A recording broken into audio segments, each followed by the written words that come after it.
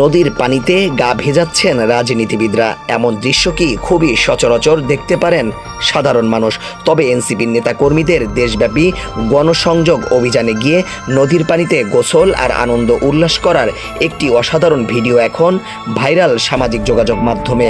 আর এই গোসলকে ঘিরে সামাজিক যোগাযোগ মাধ্যমে আলোচনা আর সমালোচনার ঝড় বইছে।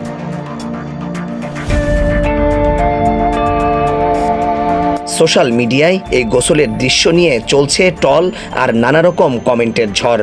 একজন লিখেছেন, ভাইদের জন্য মন থেকে দোয়া রইল, এভাবে মিলেমিশে আগামীতে থাকবে। আবার কেউ লিখছেন, তোমাদের এখন এটাই করার বয়স, রাজনীতি করতে হলে আরও বয়স হতে হবে। আবার কেউ হাস্যরহস্য করে লিখছেন, বানভাসী মানুষদের উদ্ধারের চেষ্টা করছেন তারা। সাধারণ মানুষ বলছেন, এটা রাজনীতির নতুন ধরন, যেখানে নেতারা জনতার কাছে পৌঁছাতে যা খুশি তাই করতে রাজি। এর মাধ্যমেই বোঝা যায় একটি রাজনৈতিক দল এভাবেই মাঠে ঘাটে নদী নালাতে চষে বেড়াবে। কিন্তু এই রাজনৈতিক ফসল কতটাই ঘরে উঠবে তার সময় বলবে।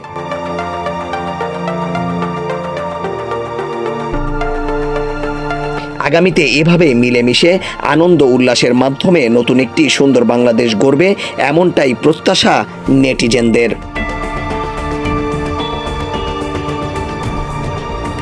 জনতার আলো নিউজ ডেস্ক।